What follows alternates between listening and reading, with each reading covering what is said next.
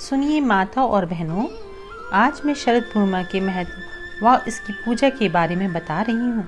शरद पूर्णिमा का व्रत करने से सभी मनोकामनाएं पूरी होती हैं।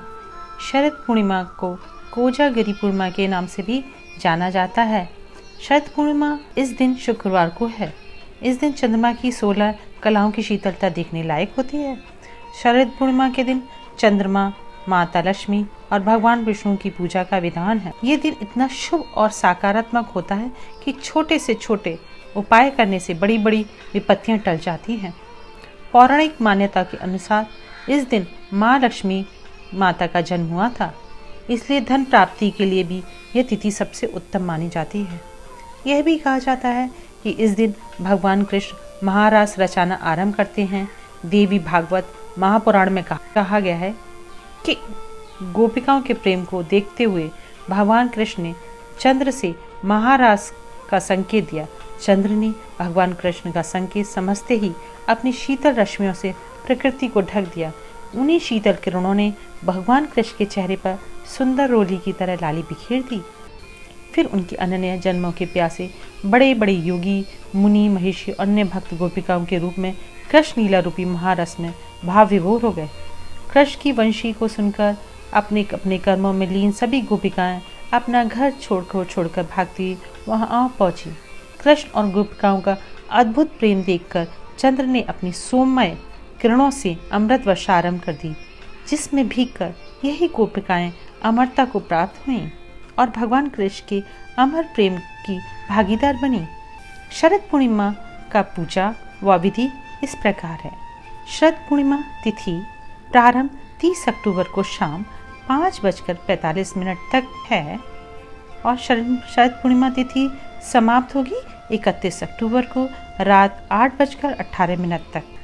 शरद पूर्णिमा का दिन चंद्रमा की भी विशेष पूजा की जाती है। ऐसा कहा जाता है इससे कई प्रकार की मानसिक समस्याएं व शारीरिक समस्याओं से मुक्ति मिलती है। शरद पूर्णिमा के दिन रात भर जाकर माँ लक्ष्मी की पूजा की जाती है। इससे धन संपत्ति में वृद्धि होती है। शरद पूर्णिमा की विधि यह है: सुबह नहा धोकर पूर्णिमा के दिन चौकी पर लाल कपड़ा बिछाकर घी का दीपक प्रज्वलित करें। हाथ में रोले चावल व पुष्प आदि लेकर माँ लक्ष्मी व विष्णु भगवान का ध्यान करते हुए उन्हें अर्पित कर दें। इस दिन महालक्ष्मी सूक्तम व विष्णु सहस्त्रनाम का जाप करना चाहिए।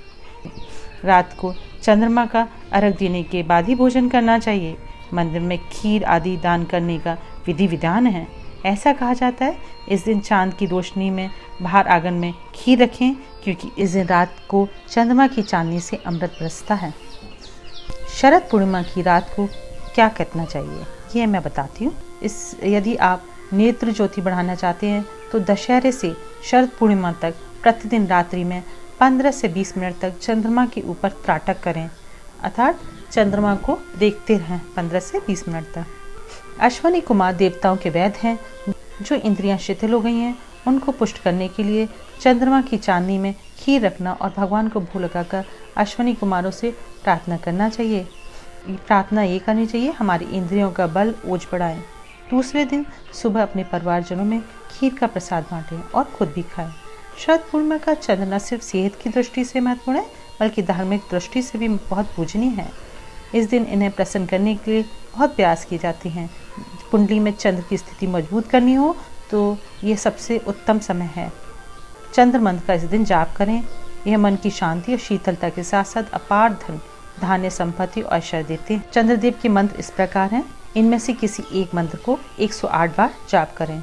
ओम चम चंद्रमसाई नमः 108 बार जाप कर सकते हैं, या ओम श्राम श्रीम श्रौम सह चंद्रमसे नमः, ओम ऐं क्लीं सोमाय नमः, या फिर ओम भूर्भुवस्वः अमृतांगाय विद्महे कलारूपाय धीमहि तन्नो सोमो प्रचोदयात्। उसके पश्चात भगवान विष्णु माँ लक्ष्मी का ध्यान करें। शरद पूर्णिमा की रात को यदि मनोवैज्ञानिक और आयुर्वेदिक के अनुसार देखा जाए तो यही वह समय होता है जब मौसम में परिवर्तन की शुरुआत होती है और शीत ऋतु का आरंभ होता है।